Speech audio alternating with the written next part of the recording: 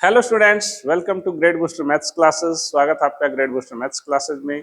आज इस video tutorial में हम 10th क्लास के फर्स्ट चैप्टर रियल नंबर से एक क्वेश्चन लेकर आए हैं जो कि बोर्ड पे लिखा हुआ है। इसमें हमसे कहा है प्रूव दैट √5 + √3 इज इरेशनल।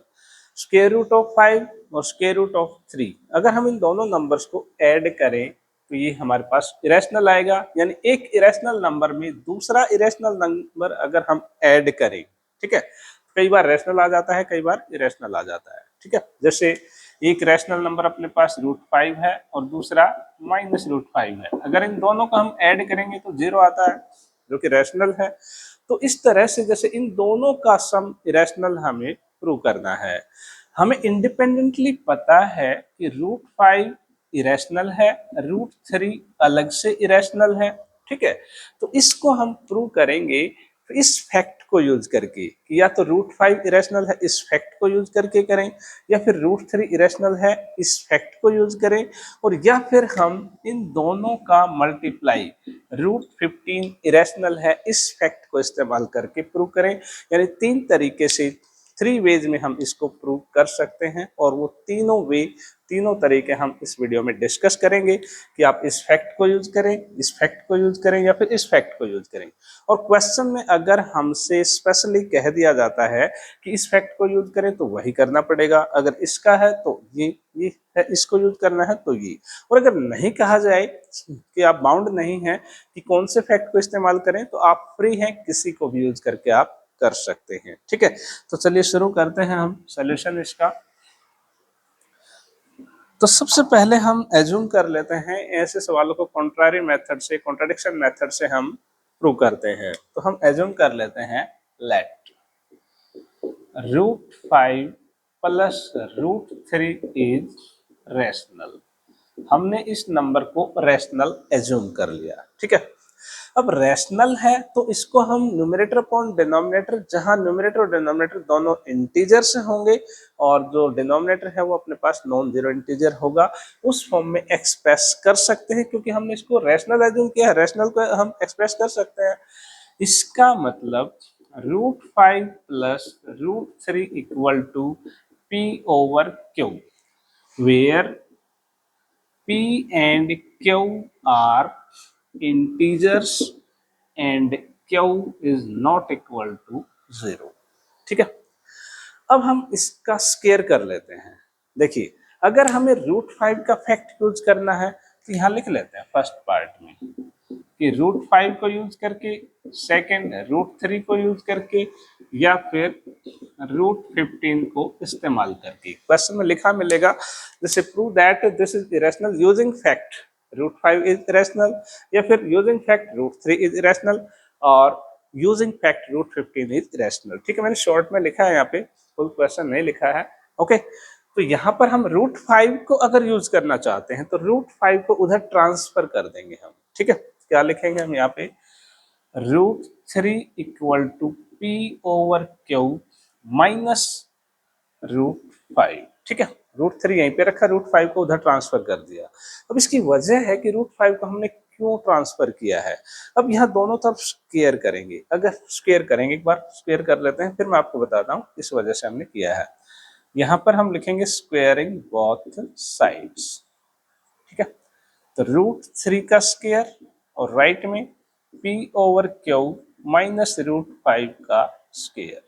ठीक है, अब इसका स्क्वायर करेंगे तो 3, और इधर 2 टर्म्स हैं a - b का स्क्वायर, तो P² / Q², a² हो गया, प्लस b यानी √5 का स्क्वायर माइनस 2ab, यानी कि √5 फैक्ट यूज करना है हमें, √5 को सरवाइव रखना है यहाँ पे। अगर हम इसको इधर रखते, जैसे √3 को इधर रखा तो इसकी रैशनलिटी खत्म हो गई, ये 3 बन गया स्क्वायर करने के बाद। लेकिन यहाँ पर 2ab टर्म में √5 बच गया अपने पास। ठीक है, तो यहाँ पर हम इसको आगे सिंप्लीफाई करें तो लिख सकते हैं P² / Q² + 5 माइनस 2√5 P/Q।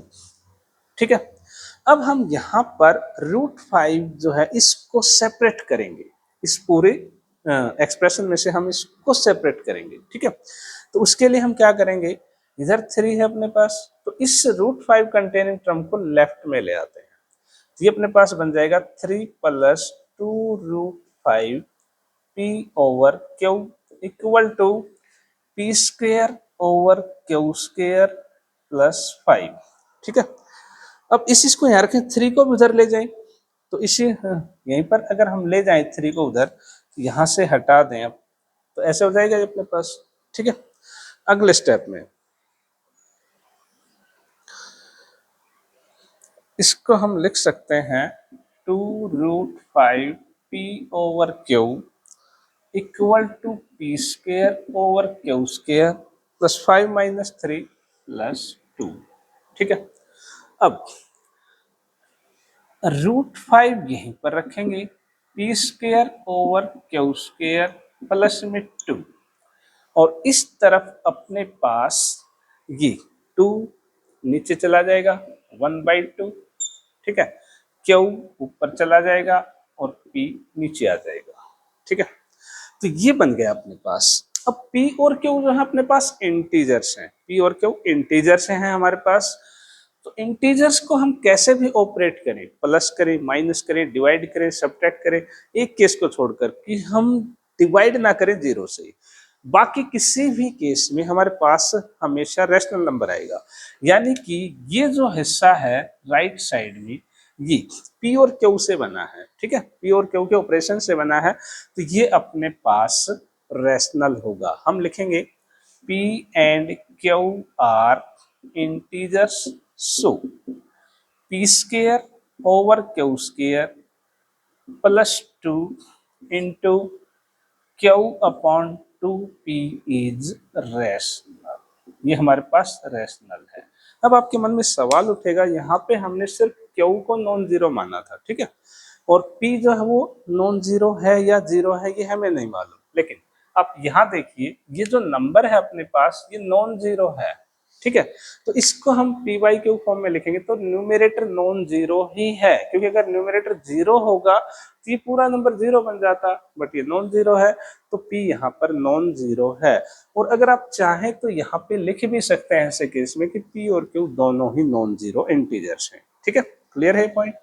अब ये अपने पास रैशनल आ गया, लेकिन बट √5 इज इरेशनल, ये जो है हमारे पास ये नंबर इरेशनल है। अब ये इरेशनल, ये रैशनल और बीच में इक्वल टू का सिंबल, इसका मतलब ये पॉसिबल नहीं है, ठीक है। √5 इज इरेशनल, और हम लिखेंगे irrational can not be equal to rational. ऐसा हुआ क्यों? क्योंकि हमने गलत एजम्पशन ली है। सो और एजम्पशन इज रॉन्ग, हमारी जो एजम्पशन है वो रॉन्ग है, एजम्पशन इज रॉन्ग। गलत एजम्पशन है कि हमने इसको रैशनल मान लिया जो कि इरेशनल है, and it contradicts our assumption. ये भी लिख सकते हैं आप। सो √5 + √3 इज इरेशनल, ठीक है। उम्मीद है आपको समझ में आया अच्छी तरह से। अब सेकंड पार्ट जो √3 है वो बिल्कुल सेम है इसी की तरह, यानी कि हमें √3 को ट्रांसफर कर देना है, √5 को इधर ही रखना है, और ये प्रोसेस अप्लाई कर देंगे, √3 को सेपरेटली एक तरफ रख लेंगे और बाकी इस तरह की फॉर्म हमारे पास आ जाएगी, ठीक है। अब बात करते हैं थर्ड पार्ट की, जहां पे हमसे कहा है √15 को अगर यूज करना है तो कैसे करेंगे, ठीक है। इसको इरेज कर लेते हैं एक बार। तो यही स्टेटमेंट तो हमें लिखनी है, ये लिखी हुई है पहले से ही कि एज्यूम कर लेते हैं कि ये रैशनल है, ठीक है।